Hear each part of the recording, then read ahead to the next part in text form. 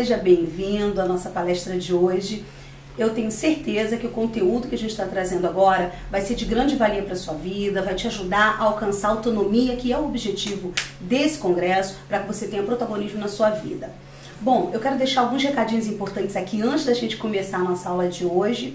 Primeiro, os certificados. A gente tem recebido vários e-mails perguntando sobre certificados. Sim, a gente vai ter emissão de certificado ao final do congresso. São dois tipos de certificado. Certificado por cada palestra ou um certificado completo do congresso inteiro.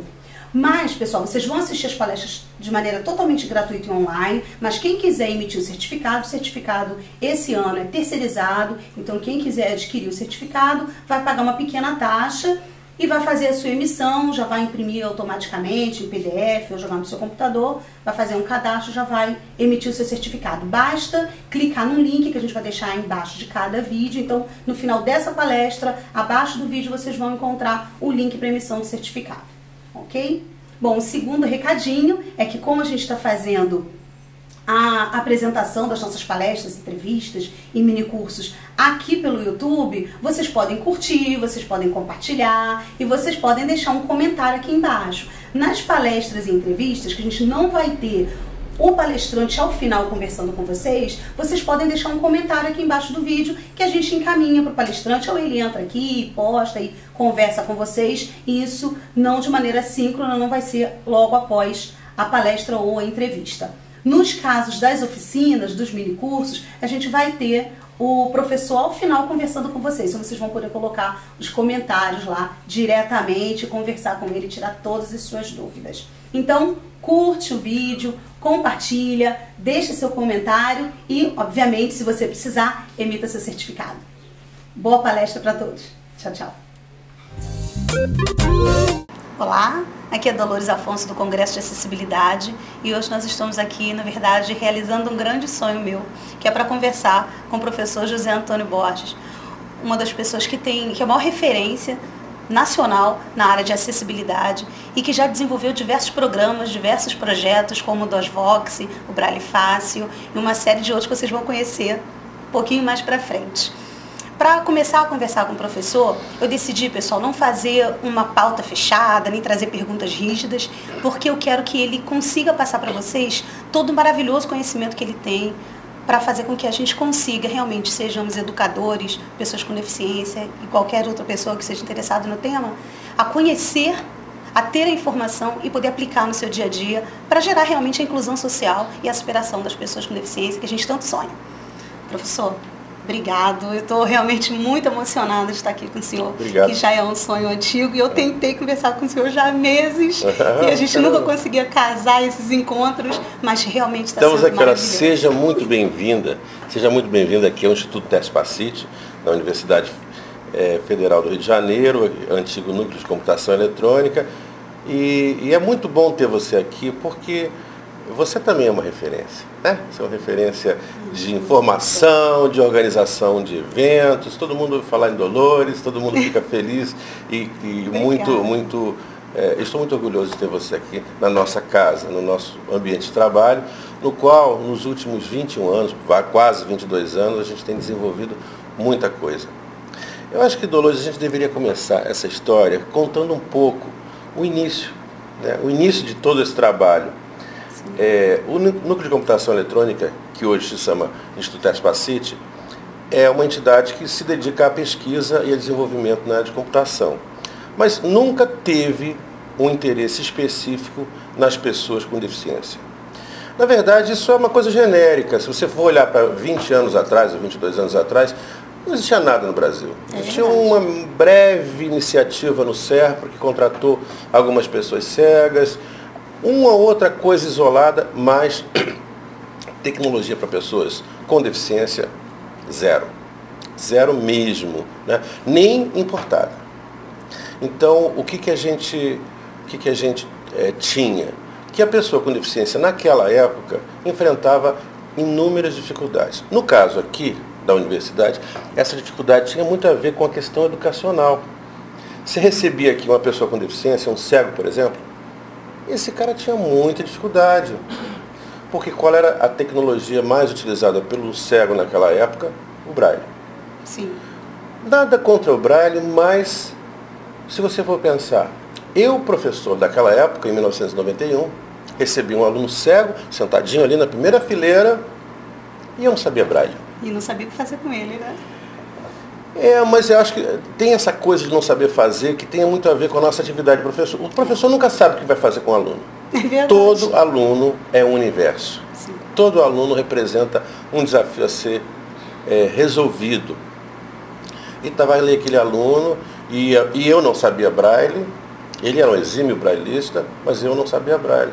Então, as questões referentes a passar exercício para ele, tinha que ser tudo oral, as provas, e não era só eu. Eu não era o único professor da Universidade Federal do Rio de Janeiro que não sabia Braille. Eu acho que se você fosse fazer uma contabilidade em toda a universidade, seus milhares de professores, 5, 6 talvez soubessem. Talvez aqueles especializados, de repente, na área de educação especial soubessem. Mas esse aluno chegou e a gente teve essa ideia de fazer com que a vida dele na universidade pudesse ser um pouco mais fácil. Não só fácil para ele, não. Fácil para nós, professores. Claro. Fácil para os colegas dele, que, de certa maneira, também, no seu processo de formação, você precisa interagir. Você precisa conversar com seus colegas, não é só conversar de voz. Você precisa conversar academicamente, com textos, enviando informações, recebendo informações. E aí, naquela época, foram feitos os primeiros programas, foi feito o início do que a gente hoje chama de sistema DOS-Vox, e que permitiu, então, para esse aluno fazer uma coisa que era completamente mágica. Ele conseguia escrever e ser lido.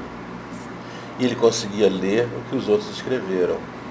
Isso para uma pessoa que era cega, ou que é cega, porque ele continua cego hoje, só que hoje ele está super bem sucedido, deve estar rico lá em Brasília, está trabalhando não sei aonde. Pois é. Mas está bem de vida, está ganhando seu dinheiro. Mas o importante é que a partir desse primeiro contato, dessa primeira experiência, não foi só a vida desse aluno que foi modificada. Esse aluno tinha amigos, e os amigos também foram beneficiados. Os amigos tinham outros amigos, e amigos de amigos de amigos de amigos. Beneficiando milhares de Hoje, pessoas. são mais de 60 mil ou 100 mil pessoas que são deficientes e que utilizam diversos sistemas de computação, que fazem com que sua vida seja completamente diferente. Dolores, você usa a internet, não usa? Sim. Acho que todo mundo usa a internet. Todo mundo usa hoje em dia. E a internet, para nós, é um mar de possibilidades que oferece. Por exemplo, você manda mensagens. Você me contactou, eu não conhecia você, Dolores. Verdade. Ao vivo, não. Primeira vez que estamos aqui. É, ao vivo e a cores estamos aqui, né? É verdade. Eu não conhecia você, você mandou um e-mail e nós estabelecemos uma comunicação imediata. Em segundos você mandou uma mensagem, eu recebi, mandei a mensagem, você recebeu. E isso é uma coisa de todo mundo, todo mundo usufrui. Por que uma pessoa com deficiência, seja lá qual for, não vai usufruir disso? Ah, mas espera aí, a pessoa não tem mãos. Ela vai digitar o e-mail como? Como? Ah, mas essa pessoa não enxerga. Ah, essa pessoa tem uma limitação severíssima, ela está completamente paralisada numa cama. Hoje, a tecnologia faz com que isso seja possível. Para que as pessoas possam se comunicar em todos os níveis. Independente, Dolores, independente do seu estado. Claro, para uns é mais fácil, para uns é mais rápido. É. Mas eu posso te dizer com toda certeza, hoje, as interfaces que permitem que uma pessoa com deficiência acesse o computador são completamente, enlouquecedoramente poderosas. Sim. Você hoje controla o computador, Dolores, com o cérebro. É verdade. Então, e não é um sonho. Tem Não. produtos comerciais que fazem isso? Existe, eu estive na Reatec ano passado, nessa feira em São Paulo, e o meu esposo controlou o computador com os olhos. Ele, para testar lá uma das Exatamente. tecnologias que estava sendo oferecida na feira, ele controlou o computador, acessou, clicou nas coisas no computador somente com o movimento dos olhos. Exatamente. Né? Incrível. Eu mesma contatei o senhor através dos e-mails, de mensagens que trocamos, através do meu leitor de telas. Exatamente. Né? Acompanhando o conteúdo, escrevendo e mantendo esse contato, principalmente pelo tablet, né? Que é um dispositivo móvel que para mim é uma revolução, assim, me facilitou demais a comunicação, o trabalho, o estudo. Eu fiz minhas especializações assim, à distância, utilizando o computador, utilizando a internet e utilizando essas tecnologias, mas que para muitas pessoas ainda é, como o senhor falou, uma coisa mágica, é algo muito distante, que ela não consegue alcançar, que ela não sabe como ela vai alcançar isso, de que maneira ela vai conseguir utilizar isso. Ainda para muitas pessoas é um bicho de 7 cabeças. Eu escuto das pessoas assim, Dolores, mas como você usa o computador? Dolores, como você usa o tablet? Como é que você liga para alguém no celular? Né? Eu vou lá e falo, ligar para Antônio Borges. Eu vou lá e digito uma mensagem, procuro pelo senhor, quero pesquisar sobre o senhor na internet, eu vou lá e digo o seu nome e falando, o próprio sistema já vai procurar na internet. Mas as pessoas ainda encaram isso como um bicho de 7 cabeças, não têm acesso a isso e acabam não tendo essa evolução, como o senhor falou, esse aluno que começou aqui e seus amigos e outros para onde foi repercutindo. Essas pessoas hoje alcançaram posições nas suas vidas, não estamos falando de ter ficado rico ou não, mas de ter alcançado a independência que a gente sonha.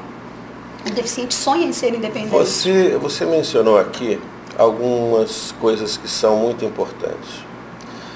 Eu acho que a primeira coisa que é muito importante da gente mencionar é a disponibilização da tecnologia de forma ampla e irrestrita. Você está falando de telefones que andam com você, de tablets, você está falando de sistemas que são capazes de reconhecer sua voz, você está falando de sistemas que são capazes de produzir uma voz sintética que é completamente inteligível, você está falando de sistemas que são capazes de ler a sua pupila e saber para onde você está olhando. Bom, tudo isso hoje em dia é real, isso tudo é possível. E te digo mais, Dolores, é barato, é relativamente barato. Você ter hoje, por exemplo, um celular que fala, não te custa mais do que, vamos dizer, $100. Vou falar em dólares porque essa entrevista pode ser passada no futuro. E se eu falar em reais, talvez as inflações, essas coisas percam um pouco de sentido, né? Então, pensando assim, talvez custe hoje alguma coisa próximo a $100. Você compra um computador excelente, inclusive, Dolores, com tela destacável, né? Isso. Então você, o tablet não me adapta, tem uma série de coisas, mas você pode ter um teclado, você pode tirar a tela e esse computador vira um computador completamente portátil, né? O seu telefone celular hoje tem tantas funções que não são apenas as funções de falar ou de entender a voz. Eles podem, na verdade, dizer para você onde você está. Eles podem dizer assim, Dolores está em determinada coordenada do mundo, está dentro de uma sala no núcleo de computação eletrônica. Esse computador, estou falando computador porque o celular é um computador, sim, pode se conectar com as estruturas desse ambiente. A gente tem aqui a internet, a gente tem aqui a questão da rede sem fio, a gente tem uma série de outras coisas. Tem dispositivos que a gente nem consegue perceber, sensores de iluminação, sensores de calor, e tudo isso faz com que a sua disposição, uma pessoa, quer dizer, qualquer pessoa, inclusive a pessoa que tem alguma deficiência, tem acesso a um cyberspace, a um ciberespaço, que oferece para ele uma oportunidade como jamais houve em toda a história da humanidade. Não se trata apenas de um sonho ou de uma ficção científica, se trata do momento agora, que está disponível para todos. E está disponível para todos porque a tecnologia barateou muito. É claro que nem tudo é tão barato. Se você, por exemplo, falou desse sistema aí de reconhecimento ocular. Hoje um sistema desse não sai por menos de $2 ou $3 mil. Sim. O povo brasileiro, o povo médio, tem assim $2, $3 mil para pagar? Eu diria que não. Eu diria que não tem. Mas, por outro lado, se estabelecem também mecanismos de suporte social. Estamos falando aí de planos de governo para ajudar.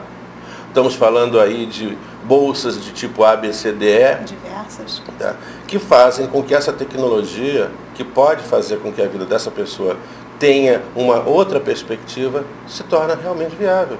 Tudo isso, todo esse conjunto, digamos assim, entre aspas, sociopolítico, técnico, se torna uma coisa que torna possível que qualquer pessoa tenha acesso à tecnologia. Qualquer pessoa, ponto de interrogação? Eu diria que não. qualquer pessoa que tenha todo um entorno social conveniente, Sim. uma educação, uma família, um status mínimo, consegue. Mas e a grande maioria do nosso povo, será que está assim? Será que o cara que mora lá no topo da favela XYZ, será que ele, que levou uma bala perdida, que lhe perfurou a coluna e o fez tetraplégico, atingiu aqui C3, C4, pá! E esse sujeito ficou tetraplégico, e existe uma tecnologia hoje, mais do que uma até, que poderia fazer com que a sua vida fosse diferente. A sua cadeira poderia ser motorizada, mas lá na favela, como é que ele vai descer aquela escada de cadeira motorizada? Como? Verdade. Tá certo? E o dinheiro para comprar cadeira? E até o conhecimento, até a informação. Esse é um dos grandes problemas. Você citou um ponto importantíssimo, a falta de informação. Ele saber que isso existe já é difícil. Ele chegar, como o senhor levantou, existem financiamentos, hoje tem linhas de financiamento para a pessoa comprar uma tecnologia, né? Até acho que 30 mil reais, e você pode parcelar igual a casa, né? 25 anos, aí você parcela para comprar uma tecnologia. Mas ele não tem informação, não sabe obter esse crédito. Quando vai tentar obter esse crédito, né? Quando consegue essa informação e vai tentar obter esse crédito, é uma burocracia imensa. Ele não consegue chegar ao final disso. E como o senhor falou, a falta de acessibilidade física do espaço onde ele está, talvez não adiante ele comprar essa tecnologia e depois não conseguir utilizá-la no seu dia a dia, né?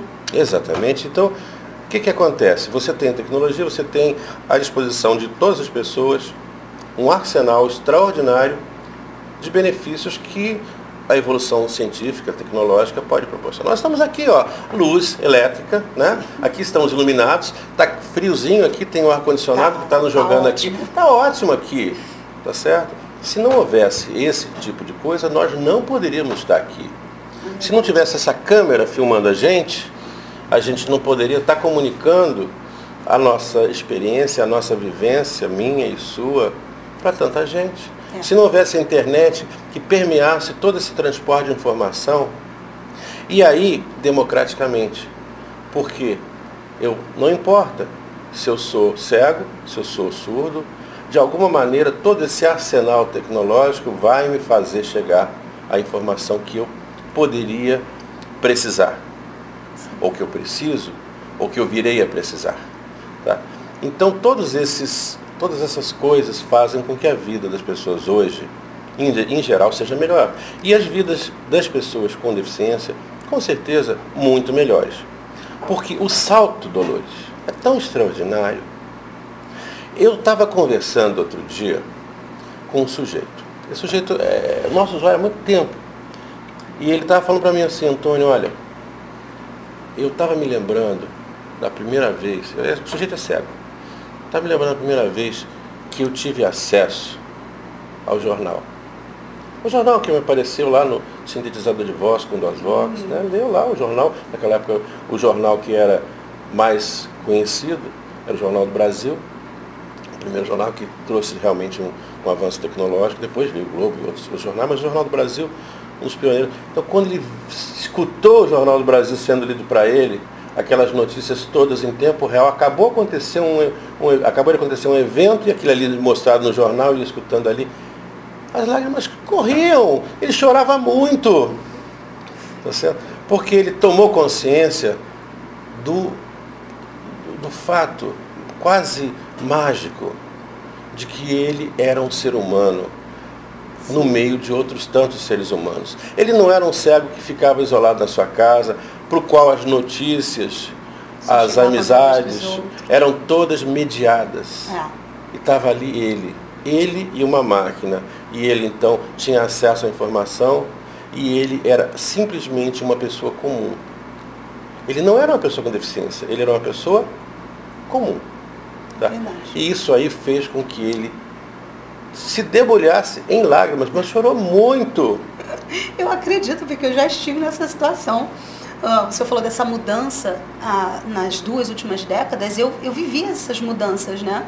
Há 20 anos atrás, eu estava cursando o ensino médio e as dificuldades eram imensas, né? De não poder fazer uma prova, de não ter um professor que te entendesse, nem de que aceitasse que você tinha essa doença, que você tinha essa limitação. Não era nem aceito, nem tampouco acreditavam. né? Você tinha que estar comprovando sempre com muitos exames, levando todas as informações. E quando você ia fazer uma prova e nessa época, olha, eu preciso que o professor dite a prova, não passe no quadro, porque eu não tenho condições de copiar. Ou quando um colega ia ler essa questão no quadro para você poder copiar e tal. Então, tinha uma dificuldade muito grande, não tinha o acesso não tinha internet, não tinha o acesso a determinadas tecnologias, e foi muito difícil. Quando eu fui para agora, recentemente, nos últimos anos de pós-graduação e tudo mais, em que uso a tecnologia, é incrível, é fantástico. Eu passei muitos anos sem poder ler. Eu sempre amei a leitura, sempre amei livros, porque a minha família adora ler, minha mãe sempre adorou. Então, desde pequenininha, sempre li. Quando perdi essa capacidade de ler, foi uma sensação muito ruim de ter que depender de alguém ler o livro para mim, ler o material da escola, ler um livro que eu gostaria de ler, um romance, qualquer livro. E quando eu consegui retomar isso através dessas tecnologias no computador e agora mais recentemente no tablet, que é um computador também. Que é um computador. Foi essa maravilha. Eu tive essa mesma sensação. Eu falei, meu Deus, eu voltei a ler, eu voltei a ser uma pessoa normal. Você pensa, voltei a ser normal, né? Porque você é encarado pela sociedade como anormal, porque você não faz as mesmas coisas que são consideradas normais pelas outras pessoas. Você mencionou uma coisa que é muito importante.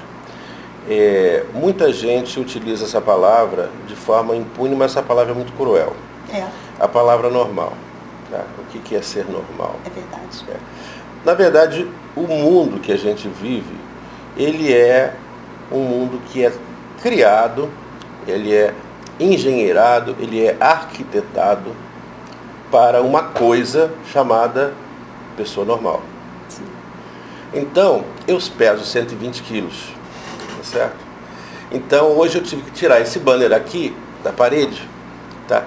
E eu olhei para aquela cadeira e fiquei com medo. Porque essa cadeira, ela não vai aguentar. Eu vou levar um tombaço. Porque essa cadeira foi criada para uma pessoa, aspas, normal. Sim. Certo?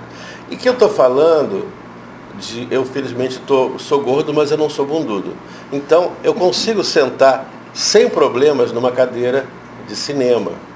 Mas quantos não conseguem? Muitos. Entalam na cadeira de cinema. É verdade. Ou entalam no ônibus. Ou ficam todos assim tronchos. Porque são gordos. É verdade. Porque o mundo não foi feito para gordo. Foi feito para uma pessoa normal. Nossa, normal. Eu tive um relato disso de um comediante que é anão, e ele está dando uma entrevista para o Congresso, e ele fala isso. Dolores, eu não consigo tocar sineta no ônibus. Eu tenho que ficar pedindo para alguém fazer. Eu não consigo usar um telefone público. Eu não consigo pegar num corrimão de uma escada. Porque eu sou pequenininho. E o mundo não é feito para mim. Eu não consigo subir numa cadeira. E aí não resta nada mais do que você dar aquele risinho. Ah, que bom. Mas é um risinho de insatisfação. É um risinho de frustração. Tá? Mas, apesar desse universo ainda estar assim, eu acho que houve. E eu acho que esse negócio não é uma coincidência, é uma construção. Uma conscientização de que as pessoas são diferentes. Quer dizer, uma consciência global. Uma consciência de que as pessoas são diferentes. Algumas indústrias já sabem isso. Sim. Por exemplo, tem camisetas P, M e G. Recentemente foram lançadas GG. Sim. Outro dia eu fui comprar cuecas e descobri que tem as cuecas GG1 e GG2, né?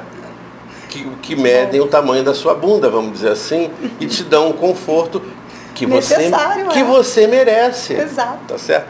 Mas isso que eu estou falando de brincadeira, isso se remete a todas as coisas. Por exemplo, até pouco tempo atrás se utilizava uma nomenclatura que eu tenho uma certa restrição a ela, mas chamava-se design universal.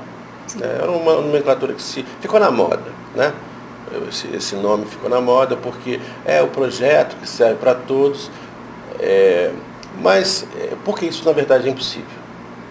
Você não consegue fazer uma coisa, uma torneira, você não consegue fazer um corrimão de escada que sirva para todas as pessoas. Mas, pelo menos, conceitualmente, a preocupação de você abranger o maior número de pessoas. E isso aí passa também por um fenômeno estatístico. As pessoas não tinham ideia de que existia deficiente. Sim. As pessoas não tinham ideia que existia cego. Por quê? Porque não viam no seu ambiente uma pessoa cega. Porque até 40, 30 anos atrás, pessoa com deficiência era escondida em casa. Sim, era escondida da sociedade. Era tirada fora do ambiente social e aí, digamos assim, no universo das pessoas que circulam, não havia cegos. Havia cegos na porta da igreja pedindo esmola. Mas nas festas, não tinha. Nas classes, não tinha. Então, tudo isso aí, hoje em dia, aumentou essa visibilidade. Aí essa questão de design universal, tudo bem que é um rótulo, mas é um rótulo que, de certa maneira, também contribuiu com uma questão muito importante, que é a questão da conscientização. E uma outra questão que vem junto, que vem paralelo, chamada preconceito. Preconceito. Preconceito no sentido de que, ele não pode. Sim, já é o pensamento inicial. Não pode porque ele é assim, então não pode. Mas aí a questão, não pode como, cara pálida? Não pode por que, cara pálida? Eu tenho asas, nasci com asas? Eu não nasci com asas. Tá? Você também não nasceu com asas. Ou será que tem uma asa escondida embaixo? Acho que não. Não tem. Então, nós não temos asas, mas nós somos capazes de voar daqui para São Paulo. Exato. Com o auxílio de um dispositivo que há uma polêmica se foi ou não inventada por um brasileiro, ou se foi pelo americano, não interessa. Na verdade, foi um desenvolvimento que acabou culminando num troço chamado avião. E que nos deu realmente asas que nós não temos. Mas espera, esse exemplo é muito estranho.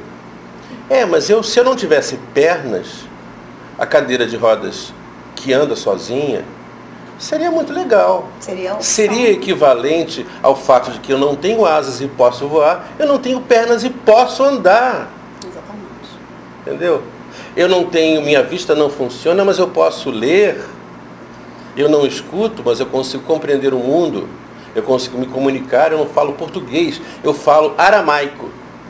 Tá? E através de um sistema de tradução automatizada, eu falo em aramaico e essa minha maquineta me transforma em tempo real para português ou inglês ou até para qualquer outra língua que a gente quiser. Isso é real. Uma tecnologia inventada na época da guerra. Você imagina, os americanos todos sabem falar árabe? Não sabem. Com certeza. Não sabem falar árabe. E aí eles vão lá para a guerra, vão guerrear lá no Iraque. Como é que você acha que eles falavam com o pessoal? A maquininha lá, eles falavam com a maquininha transformava de inglês para árabe e pronto. Sim, precisavam da tecnologia. E eu sempre falo isso, professor, para as pessoas, falei bastante durante o congresso, sempre que converso com alguém, eu falo, todas as pessoas têm algum tipo de limitação. Independente dela ter uma deficiência, considerada como uma deficiência ou não. Todo mundo tem limitações, tem barreiras, tem dificuldades. E se você encontrar, claro, a orientação certa, né, você encontrar a oportunidade para colocar aquilo em prática, e se você tiver uma ferramenta, seja uma tecnologia, ou não, se você encontrar a ferramenta certa, você consegue superar. Como você falou, se eu não tenho as pernas e eu tenho uma tecnologia que pode suprir essa minha deficiência, essa minha necessidade, fazer com que eu caminhe, com que eu ande, com que eu consiga circular, se eu não enxergo ou enxergo pouco e eu consigo uma tecnologia que me faz ler, que me faz estudar, que me faz trabalhar, que me faz interagir com as outras pessoas, eu falo, poxa, me sentia fora da realidade porque todo mundo falava no WhatsApp e eu não falava no WhatsApp. Então, recentemente consegui que o leitor lesse o WhatsApp, não completamente, mas já consigo me comunicar ali, consigo falar e a pessoa ouvir do outro lado, responder com mensagem de voz para mim, acompanhar. Então você se sente integrado, porque o que a pessoa com deficiência ou com qualquer necessidade especial tem é se sentir como um outro, integrado àquela sociedade, pertencente àquele lugar, àquele momento, e que ela possa não só ter o direito, que a gente fala na nossa Constituição, na nossa legislação, nas convenções internacionais, os direitos são iguais. Sim, os direitos são iguais, mas as oportunidades muitas das vezes não são. você tem o direito ali apregoado na lei, mas você não tem a oportunidade de colocar esse direito em prática, seja na educação, seja no trabalho, seja no seu convívio social. A gente encontra, como o senhor falou, tem uma tecnologia, uma cadeira que pode fazer com que aquela pessoa caminhe e circule, aí nós encontramos uma cidade que não tem a mínima preparação para que essa cadeira rode, né? Então ele, nossa, vou adquirir essa tecnologia, vou sair no meu quintal. Quando ele chega na rua, a calçada, cada uma tem um tamanho, cheia de buraco, com um poste no meio, e ele não consegue passar com a cadeira. Então, não um design universal, mas essas adaptações, elas precisam ser observadas com relação às necessidades que as pessoas têm. E hoje, apesar desse avanço imenso, a gente ainda percebe um vazio, um hiato grande entre aquilo que poderia ser e aquilo que realmente é. Isso que você falou é importante, porque, na verdade, existem dois elementos aí que, de certa maneira, são sempre conflituosos. Um é a existência da tecnologia e a outra é a usabilidade, a possibilidade de colocá-la em prática no mundo real. E o mundo real, ele é composto de muitos elementos. E um dos elementos que traz maior dificuldade chama-se o público, a coisa pública. O que eu estou chamando de coisa pública? É o que não está dentro da tua casa. A rua é uma coisa pública, o cinema é uma coisa pública, o shopping center, isso não está à sua disposição. Isso você não consegue dizer assim, ó, tapa esse buraco aí.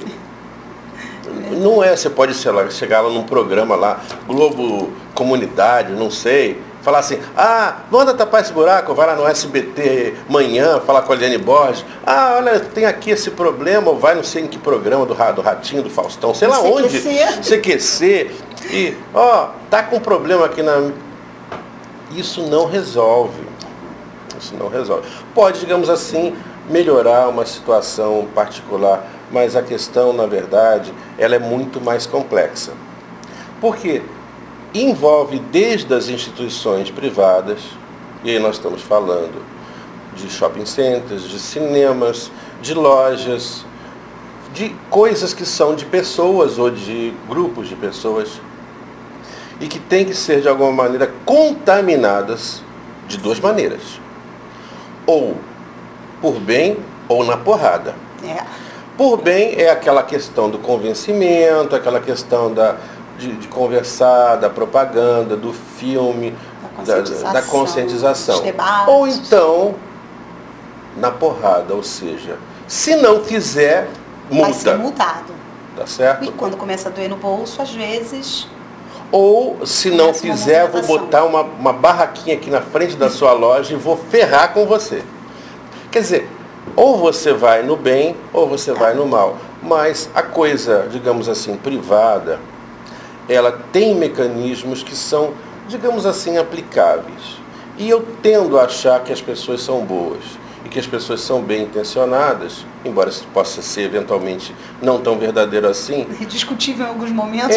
Mas em geral, se você tiver uma boa conscientização, você consegue fazer, por exemplo, que o shopping center coloque uma vaga para deficiente, independente da lei. Podia botar só 2, põe 3, 4. Se tem muito, aí começa a vir deficiente, aí aumenta, põe mais 5. Aí de repente alguém se toca que tem que botar para idoso também. É uma questão que pode ser pela lei ou pode ser pela boa vontade. Agora, existe uma coisa que é muito mais complexa, Dolores, especialmente nos países do terceiro mundo, entre os quais estamos nós aqui no nosso querido e amado Brasil, que é a questão pública mesmo, gerida pelo governo, pelo poder público.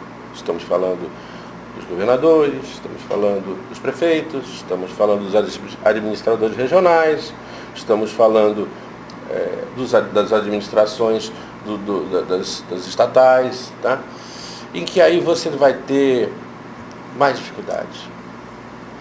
Porque, infelizmente, no Brasil, não há aquela consciência de que o público é seu também. As pessoas pensam, é público, é de todos. Não. É público significa que é meu também. E aí não é só uma questão de eu zelar, é uma questão de eu cobrar também. Entendeu? É público. Aqui no Encerro, Ontem, eu cheguei no banheiro, tinha um pedaço de plástico assim, jogado para cima.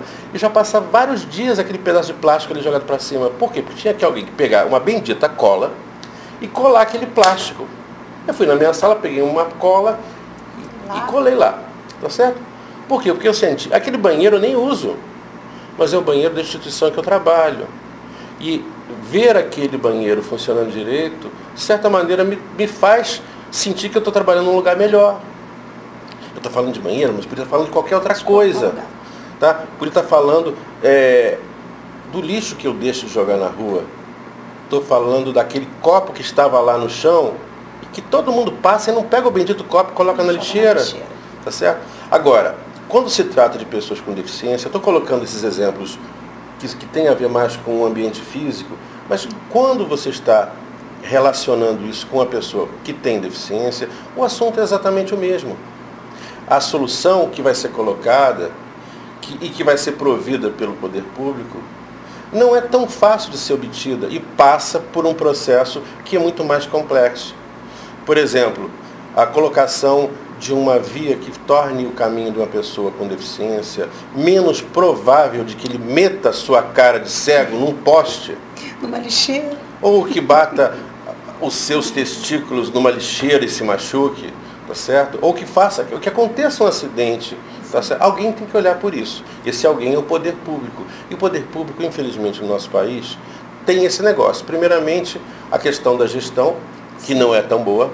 E é a seguinte, mesmo que a gestão seja boa, o público não vê a coisa pública como sendo parte dele mesmo. E aí se forma um círculo vicioso muito perverso. Muito perverso. E aí a pessoa com deficiência, ela leva na cabeça ou em outros lugares, se for o caso. Bom, às vezes piores, né? Às vezes piores. Bom, então essa é uma questão importante. E a outra questão, Dolores, acho que você podia talvez falar um pouquinho sobre a tua vivência. Eu vejo que você é uma mulher super preparada, pós-graduada, etc, etc. Educacional. A questão educacional que faz diferença. Total. Né? Dolores, veja bem, nós estamos dando essa entrevista para quê? Para que nós estamos dando essa entrevista? Bom, me diga. Essa entrevista, na verdade, ela tem alguns objetivos específicos, né? O primeiro deles é para que a gente possa conscientizar a população como um todo, porque é assistido por vários tipos de pessoas, né? Então, conscientizar a população como um todo dessa realidade, de que as pessoas com deficiência existem, de que somos hoje representados 45 milhões de pessoas, como disse o censo do IBGE, que essas pessoas estão ao nosso redor, estão todos os dias conosco, e que elas têm o direito e o dever de estar e construir o mesmo espaço, a mesma sociedade, e que essa sociedade possa ser vivida, compartilhada com todos. Então eu posso dizer que nós estamos fazendo educação, é verdade? Sim, então, esse é um outro ponto. Como eu tinha falado anteriormente, do público que assiste ao Congresso, 45% são educadores. Então a educação, como você acabou de dizer, ela é essencial. Ela é a partir dela que se forma um país, que se forma a cidadania, que se forma a compreensão, que se forma o amor pelo próximo. Sim, e o cidadão pleno, com tudo isso, ele só se forma quando ele tem a consciência da diferença. Porque eu sinto uma dificuldade muito grande quando converso com pessoas de achar que a educação e todo o nosso sistema social tem que ser homogeneizante. Todo mundo tem que ser igual, todo mundo tem que ser o normal. E, na verdade, quando a gente identifica que essas diferenças existem, eu não enxergo, o outro não escuta, o outro não anda, o outro não fala. Existem diferenças. Essas diferenças precisam ser vistas, precisam ser compreendidas para que essas ações possam efetivamente atender a essas necessidades no nosso dia a dia e que na nossa sociedade essa diversidade seja utilizada de maneira positiva. Que hoje nós observamos a diversidade sendo utilizada na nossa sociedade de maneira negativa. Se você é diferente, você é excluído. Se você não consegue fazer determinada tarefa porque uma determinada limitação te impede ou dificulta, você precisa de alguma adaptação, alguma tecnologia, alguma ferramenta para te auxiliar a realizar alguma coisa, você já é excluído também, porque você é mais custoso, vamos dizer, seja para a educação, seja para uma empresa, né? Você é mais caro, você é um aluno caro, você é um funcionário caro, ou você é um aluno que vai atrasar. Eu escutei isso numa palestra, professor, dando uma palestra numa escola, eu escutei de uma mãe dizendo para mim, eu não quero que uma criança retardada estude na mesma sala que o meu filho, porque ele vai atrasar o meu filho. Tá. Vamos deixar essa conversinha para daqui a pouco, porque tem uma coisa que precede isso. Tá? Isso aí tem uma dose grande de preconceito, que é uma coisa que a gente tem que falar. Mas eu queria aproveitar e falar uma outra coisa, Dolores, que acho que tem ainda a ver com essa sequência de raciocínio que nós estamos tendo agora, que é a questão da formação. Sim. Tá? É claro que essa questão do preconceito, da mãe que não quer, é uma questão importante. Mas, antes disso, antes de você chegar aí, tem uma questão que precede a discussão, que chama-se a preparação da pessoa. A preparação do educador. Sim. Tá. Se eu sou um professor e eu vou encarar na minha atividade profissional uma pessoa que tem determinada característica, eu tenho que me preparar para enfrentar aquela situação. Não estou falando de deficiente. Eu estou falando em geral. Sim. Se eu sou um professor e eu sei que tem uma pessoa ali que tem um conhecimento muito precário, eu sou professor de matemática, a pessoa tem uma dificuldade muito grande em matemática e eu tenho que dar uma aula de matemática superior para ele, eu tenho que considerar isso como um pré-requisito. Eu tenho que estar apto a fazer essa ponte de ligação com o que a pessoa é e com o que eu quero ensinar. Não adianta eu sair ensinando se eu não considero aquele pré-requisito. Mesma coisa se dá com relação às pessoas com deficiência. Sim. Você fala assim, coloca um cego na sala de aula e vai dar tudo certo. Pronto. Não dá certo. Com certeza. Não dá certo, a menos que o professor esteja completamente instrumentado. Instrumentado é mais do que preparado, Dolores.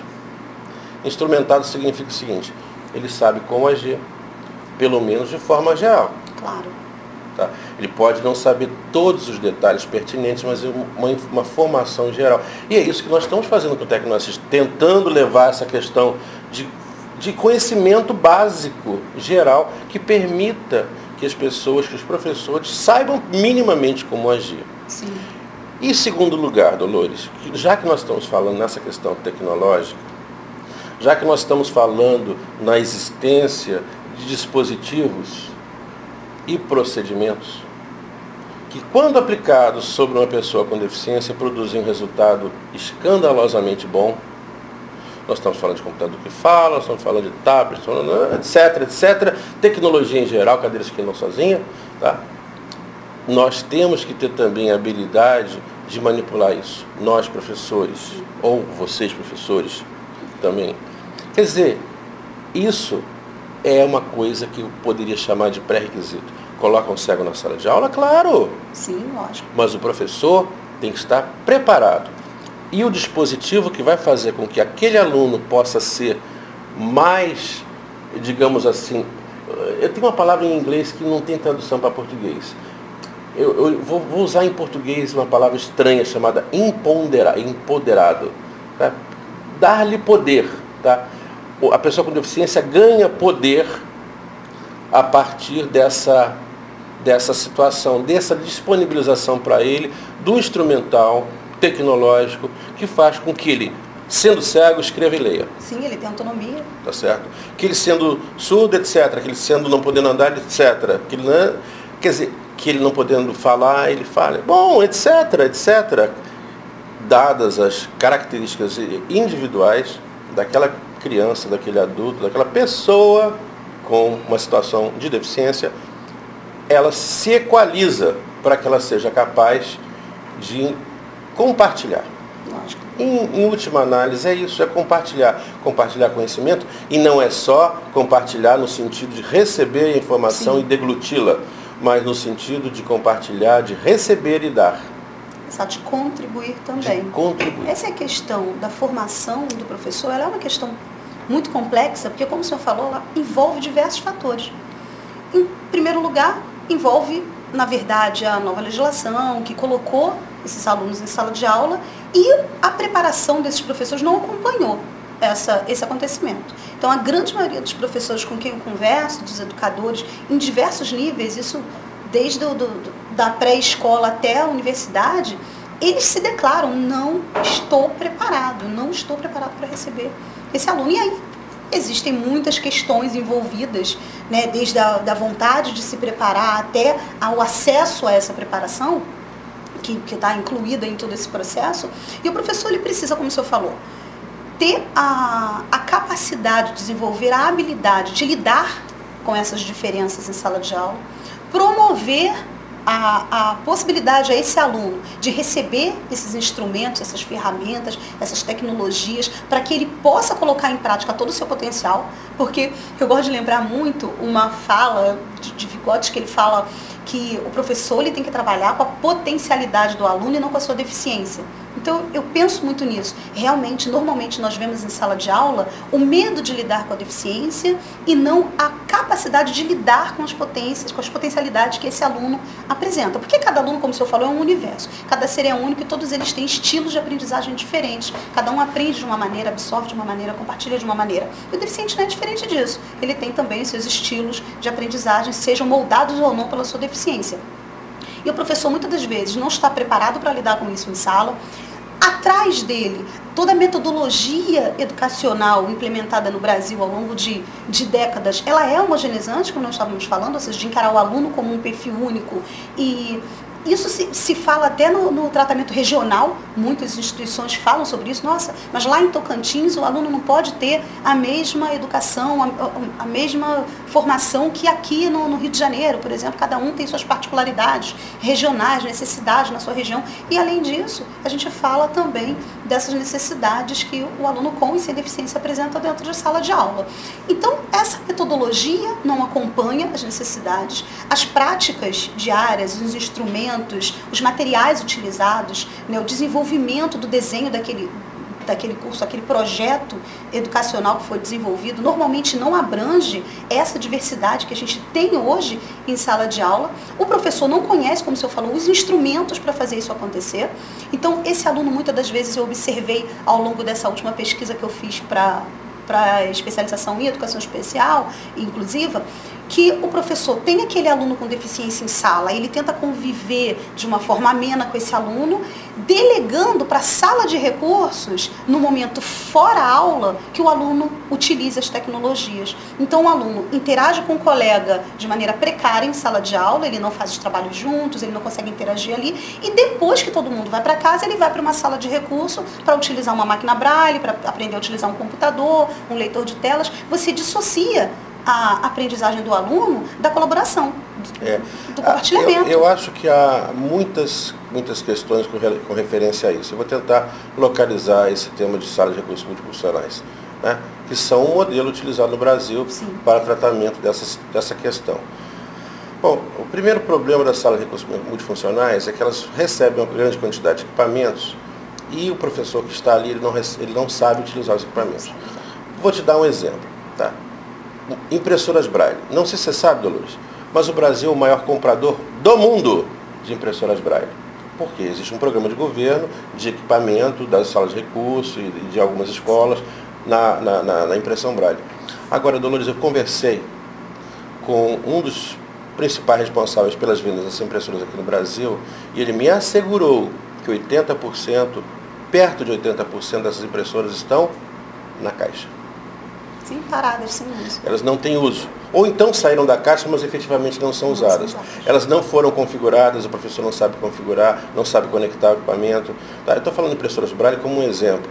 Mas muitas coisas acontecem, tá? E essas coisas, na verdade, elas poderiam estar favorecendo o aluno e não estão. Por quê? Porque o profissional que está lidando com aquilo ali não foi convenientemente preparado. E os vendedores, minha querida, eles vendem que se dane o mundo. Eles querem vender.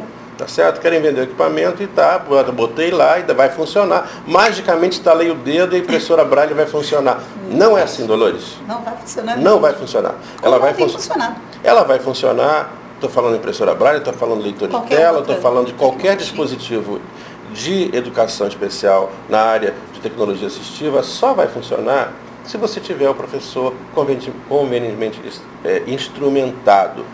Recentemente, no projeto TecnoAssist, nós fizemos umas estatísticas aí e chegamos à conclusão de que a quantidade de pessoas a serem treinadas passa de 100 mil pessoas.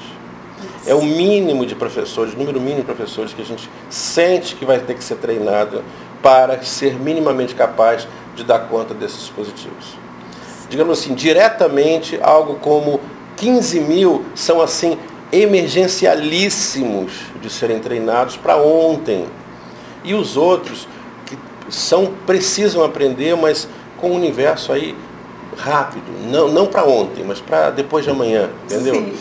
Mas, de qualquer maneira, a quantidade de informação que tem necessariamente que ser passada, e que se não for passada, você vai prejudicar enormemente a vida das pessoas que estão ali na sala de aula, é escandaloso, o número é escandaloso. Tá? E o que a gente tem que fazer? A gente tem que, na verdade, fazer com que esse tipo de iniciativas de treinamento em larga escala, seja na forma de educação à distância, seja na forma da inclusão dentro dos cursos de pedagogia, dos cursos de engenharia, dos cursos de medicina e dos cursos etc, de disciplinas que levem a pessoa, pelo menos, ao ser formada, de ter passado por um conjunto de informações, de ter tido acesso a um conjunto de informações que permita que ele possa, na verdade, influir positivamente para mudar digamos assim, esse status que é tão negativo. Agora, existe uma outra questão também, recursos. Nós estamos num país que luta por cobertor curto, né? Cobre a cabeça, descobre o pé. Né? Nós temos que ter recursos convenientemente alocados para maximizar esses dispositivos, essa tecnologia. Tá? E esses recursos eles devem ser muito bem planejados para não haver esse tipo de situação que são os equipamentos parados e tal. Temos que aprender a trabalhar com formação e disponibilização de tecnologia, caminhando juntas. Se a gente não fizer isso, a gente não vai conseguir fazer com que esse modelo que está aí, e que não tem discussão, é lei. É lei. Então, mas esse modelo de lei só vai funcionar se a gente fizer com que a questão de treinamento, ou seja, abre aspas, de educação no sentido mais amplo da palavra, e da disponibilização de recursos para a aquisição dos dispositivos forem convenientemente tratados. E eu te diria que existe uma terceira via aí, que você vai dizer assim, Antônio, você está puxando a brasa para a sua sardinha. Estou sim, estou consciente do que estou fazendo. Eu acho muito importante que sejam carreados recursos para os lugares onde é realizado no nosso país o desenvolvimento de tecnologia assistiva. Sim. Concordo plenamente. Vou te falar uma coisa, Dolores. Vamos pensar em cegos. Tá? Se você for pensar em cegos, existem alguns produtos gratuitos para cegos, mas existem produtos que são caros. Tá? Por exemplo, um leitor de telas, como o JAWS, pode custar facilmente $2.000, ou um pouco menos talvez. Né? Um ampliador de telas de qualidade custa muito caro. Tem produtos gratuitos, mas existem também as soluções gratuitas e, mais do que gratuitas, soluções com cara de Brasil. Você imagina pegar, por exemplo, um produto como o JAWS, ou mesmo um produto gratuito como o NVDA, um leitor de telas de grande qualidade, australiano, livre. Tá? E você coloca isso na mão de uma pessoa que não é treinada, não acontece absolutamente nada. Se você pegar um produto que tem uma outra característica, como o DOSVox, cujo índice de dificuldade é bem menor, e que foi criado aqui no Brasil, com cara de Brasil, o que significa cara de Brasil? Cara de enfrentar as dificuldades que não são puramente dificuldades tecnológicas, são dificuldades culturais. São dificuldades de localização, são dificuldades de rodar em equipamentos cujo tempo de uso já está completamente obsoleto. Você acha que um micro lá no topo da favela da Rocinha é um micro de última geração? Não é. Não é. Então esses softwares de última geração não vão rodar lá. Quem vai rodar lá é um software mais pobre, mais humilde e que tenha cara de Brasil. Não estou querendo depreciar a cara de Brasil, não. Eu estou dizendo que o nosso país é um país que tem especificidades. As soluções que são plenamente utilizáveis na Austrália, ou as soluções que são plenamente utilizáveis nos Estados Unidos, ou que são plenamente utilizáveis na Finlândia, em muitos casos, eu diria que talvez na grande parte das situações, não se aplicam ao Brasil. Porque a nossa situação sociocultural é completamente diferente. Porque a nossa situação política tem outros tipos de problemas. Você pode dizer assim, corrupção? Não, mas não é só corrupção. Até a própria organização social e política do Brasil tem características que são completamente diferentes. O Brasil tem estados, e os estados têm uma determinada organização, os estados têm os municípios, e etc. É uma organização particular do Brasil. A Finlândia é diferente. Se você quiser aplicar uma solução que seja politicamente viável, que funciona maravilhosamente na Finlândia ou na Dinamarca, não vai funcionar aqui, politicamente, porque o país é outro. A característica do país é outra. Então, nós temos que ter muito carinho com o financiamento dos desenvolvimentos que são realizados no país. E aí eu diria, no caso específico de tecnologia assistiva, esse desenvolvimento se realiza quase que exclusivamente nas universidades. Tá? É quase exclusivo. Claro que tem uma outra empresa que faz, e essas empresas deveriam também ser apoiadas para que elas possam realmente criar produtos inovadores e possam até ser exportados. Há produtos brasileiros que são exportados. Né? E, claro, exportados para países que têm situação mais ou menos similar. Vou te dar um exemplo. Um dos programas que nós fizemos, que faz mais sucesso aqui no Brasil, até por causa de um programa de governo de impressão Braille, é o Braille Fácil. E esse programa, eu fui saber que ele é o programa mais usado para impressão Braille em Portugal também. Por que Portugal? Bom, porque foi talhado para funcionar bem na língua portuguesa, com determinadas situações de aplicabilidade que são similares entre o Brasil e Portugal. Agora, vai funcionar na França ou nos Estados Unidos? Eu não sei, mas eu também não estou preocupado, Dolores. Não estou preocupado com os Estados Unidos, ou França, ou Guatemala. Tá? Estou preocupado com o Brasil. Porque é aqui que nós vivemos e é aqui que está o nosso ganha-pão. E aqui é pelo povo brasileiro que nós temos que lutar. É isso que eu penso. Bom, professor, uma outra questão que nós iniciamos, né, falamos sobre a questão dos pais, da própria sociedade, desse preconceito que ainda há em lidar com essa diversidade. Eu citei até, inclusive, o caso de uma mãe que eu escutei numa palestra falando sobre não querer aquele aluno em sala de aula para não prejudicar o seu filho. E eu queria que o senhor falasse um pouco a respeito do papel do educador nesse processo, né, de conscientização e de minimização desse preconceito, que muitas das vezes a ação desse educador, da própria escola, já consegue conscientizar essa sociedade no seu entorno, aqueles que convivem, e consegue modificar um pouco esse cenário. E esse cenário depois vai se replicando para o restante da sociedade. Quando as pessoas começam a diminuir os seus preconceitos, elas acabam replicando isso. Dolores, esse é um tema muito complexo, tá? E eu posso dizer que os professores, sim, podem ser elementos fundamentais nesse processo, na medida em que eles fornecem informação e que eles mostram de forma inequívoca que as situações que são tidas como problemáticas, na verdade, não são tão problemáticas assim. Por exemplo, se você colocar uma criança cega na sala de aula, alguma coisa vai ter de impacto, mas que impacto esse? Pode ser um impacto super positivo, na medida que o professor tem a habilidade de lidar com isso. É claro que o professor tem que estar habilitado. Tá? Porque se o professor não estiver habilitado, aí o problema se amplifica. Se o professor está habilitado, a presença daquele aluno enriquece o ambiente. Enriquece na medida em que ele traz novos componentes a serem explorados e na medida em que o professor se torna capaz de fazer com que os outros alunos integrem aquele aluno como parte do seu corpo, né? como parte do seu conjunto de amigos e trabalhem com isso. Claro que podem acontecer fenômenos muito ruins, como bullying, por exemplo, né? A gente está cansado de ver situações em que um aluno com deficiência leva porrada dos outros. Tá? Mas temos também milhares de exemplos de crianças com deficiência que enriqueceram a vida dos seus colegas, que passaram a conviver com a situação de deficiência e se tornaram seres humanos muito mais compreensivos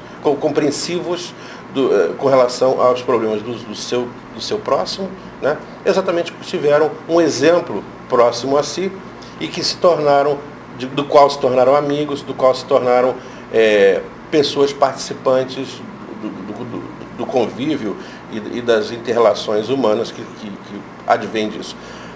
Agora, essa questão de preconceito também remete a uma situação mais genérica, que não tem a ver com a sala de aula. Isso é uma discussão enorme, que seria uma outra conversa de não sei lá quantos, que é a questão do público, né? Do público que começa, graças a Deus, a ter uma visão muito mais positiva da questão de deficiência. E aí, é claro que a quantidade de ingredientes é enorme.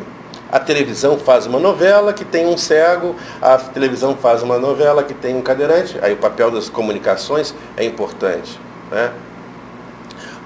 A pessoa vai no shopping e tem um garoto que está andando com a mãe, o garoto tem uma dificuldade, não tem uma perna, ou então o garoto está numa cadeira de rodas, numa situação de deficiência mais grave, ou o garoto com síndrome de... Ou seja, conviver é a chave. E isso é um problema muito mais difícil, tá? Eu diria que hoje em dia está melhorando muito. E essa melhora tem a ver exatamente, primeiramente, com a divulgação das questões de deficiência e da questão da deficiência não como uma coisa que estraga a vida de todos, mas uma coisa que enriquece a vida de todos, né? Trazendo a pessoa com deficiência para o meio das pessoas, digamos assim, normais, se você quiser usar essa palavra, né? Que é uma palavra problemática demais, mas vamos dizer, das pessoas comuns, né? Como se as pessoas com deficiência não fossem comuns também, né? Mas essa questão de deficiência, de preconceito, é uma questão demasiadamente complicada para ser tratada. Eu posso dizer que eu sinto que hoje o preconceito é menor. Não quer dizer que não exista, não quer dizer que não traga imensos problemas e que não provoque imensas tristezas. No momento que uma pessoa que tem alguma diferença, tá, é discriminada, a dor é muito grande, Dolores. A dor é muito grande e pode ser uma dor por uma coisa besta. A pessoa tem 6 dedos. Qual o problema de ter 6 dedos? Tá? E ela é discriminada, ela é alvo de piadas, ela é alvo sei lá de quê, certo? E quem sabe a pessoa tem uma deficiência muito maior e aí ela pode ser realmente vista com um olhar depreciado, um olhar depreciativo ou com um olhar de pena, e não é isso que se quer. Tá? Agora, é uma questão de evolução social que devagarzinho vai melhorando, vai sendo alterado, e a gente não pode, claro, deixar de ter entrevistas como essa, que de certa maneira iluminam as mentes das pessoas para pensar sobre aquele tema com uma visão um pouco mais positiva. Tá? Eu acho que nesse ponto de vista, essa entrevista é um pinguinho d'água, mas esse pinguinho d'água junto com outros milhões de pinguinhos d'água faz uma caixa d'água, uma cachoeira, um oceano. Verdade, vão construindo um outro cenário, que é o que a gente quer ver futuramente, quer ver acontecer agora no nosso presente, lógico, evoluindo, porque a gente sabe que o salto, ele não vai acontecer com tanta rapidez, então as pessoas vão evoluindo gradativamente. Mas eu acho, como o senhor falou, que já houve uma evolução muito grande, a gente já observa isso na sociedade, nos outros espaços, e, a meu ver, o papel do educador é fundamental, porque essa convivência, muitas das vezes, começa realmente na escola, em conviver com o deficiente. Eu, particularmente, quando estudei no primário, eu não tinha colegas com deficiência, né? Nessa época, eles normalmente não ficavam lá, iam para escolas especiais ou não iam para a escola. E hoje eu vejo que os meus sobrinhos frequentam a sala de aula com outras crianças com deficiência.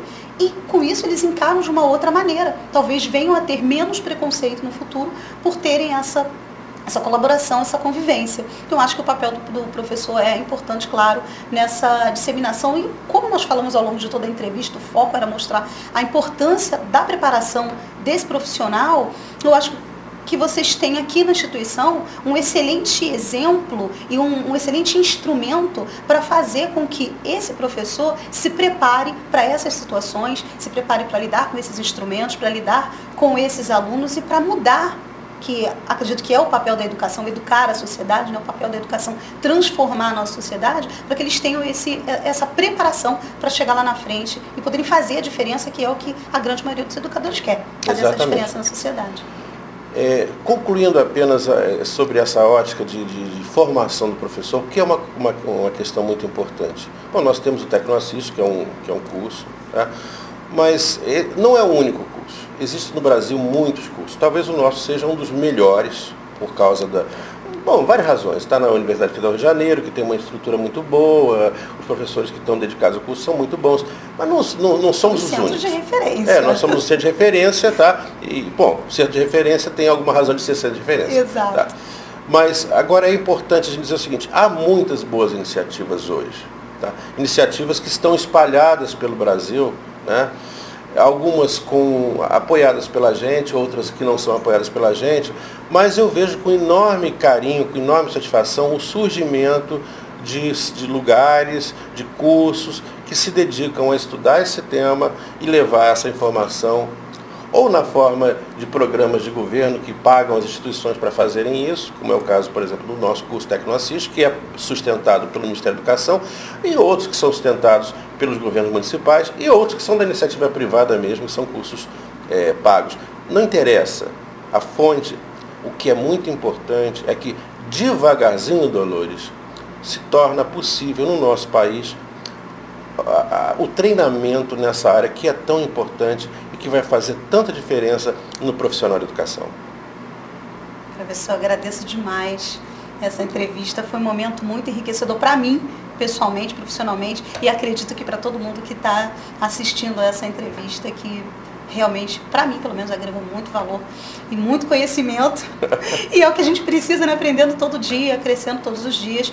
E eu queria saber do senhor se tem algum local onde esses professores possam acessar, ter mais informações sobre o programa, ou ter informações a respeito da acessibilidade, da inclusão nas escolas, os programas que já existem. Se tem algum lugar que ele possa acessar aqui na própria instituição, um site, por exemplo, algum espaço onde ele possa visitar. Existe no nossos computadores aqui um site que, de certa maneira, congrega todo esse arsenal de informações. Não apenas sobre o Tecnoassist e outras coisas, mas também sobre os programas, né? A gente aqui não falou sobre os programas, mas a gente tem muitos programas que foram criados aqui. O DOSVox, que é para cegos, temos o Braille Fácil para impressão Braille, o Microfênix para pessoas que têm graves dificuldades de movimento, o Musibraille para musicografia. Bom, são muitos sistemas. E tem, claro, as nossas pós-graduações que são destinadas a ensino. Tá? Algumas são de ensino geral, por exemplo, nós temos pós-graduação em informática educativa, dentro do curso você tem a parte de tecnologia assistiva também, mas temos cursos específicos, como é o Tecnoassist, que são para ensinar tecnologia assistiva.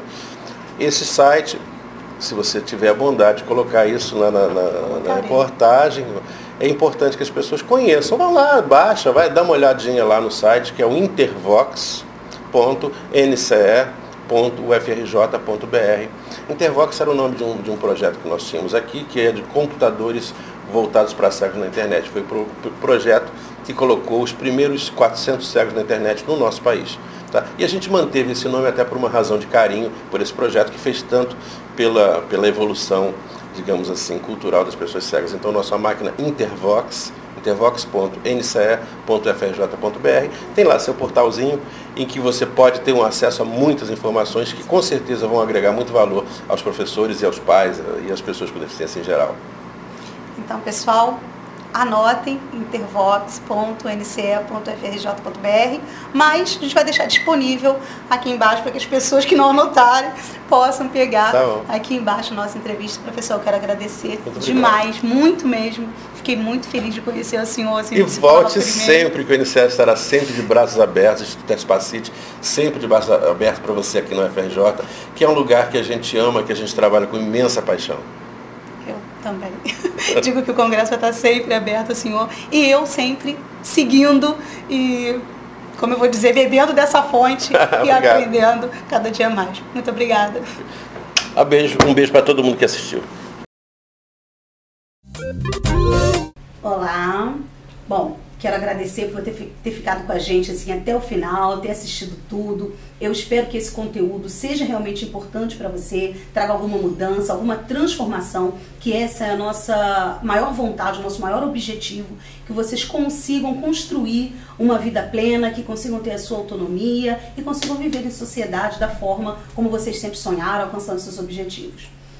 Chegamos ao final de mais uma apresentação. Eu fico muito feliz que o congresso está sendo um sucesso, o pessoal está gostando bastante das palestras. Peço que você deixe, mais uma vez, que deixe aqui o seu comentário, que curta, que compartilhe, porque algumas palestras a gente vai reprisar, a gente vai deixar por 24 horas disponível para vocês. Então, se você tem um colega, tem alguém que você acha que vale a pena encaminhar, manda para ele o link que ele vai poder assistir. E mais uma vez eu quero falar para vocês do certificado. Vocês podem emitir o certificado, aqui embaixo do vídeo tem o link, basta clicar, você vai preencher o formulário necessário, efetuar o pagamento de uma taxa e você pode emitir o seu certificado digital, seja ele da palestra específica ou do congresso como um todo. Claro que para emitir o certificado do congresso como um todo, vocês terão que ter uma determinada participação. E aí ele só vai ser liberado ao final do evento, ok? Espero que todo mundo tenha gostado e vamos à próxima palestra. Tchau, tchau.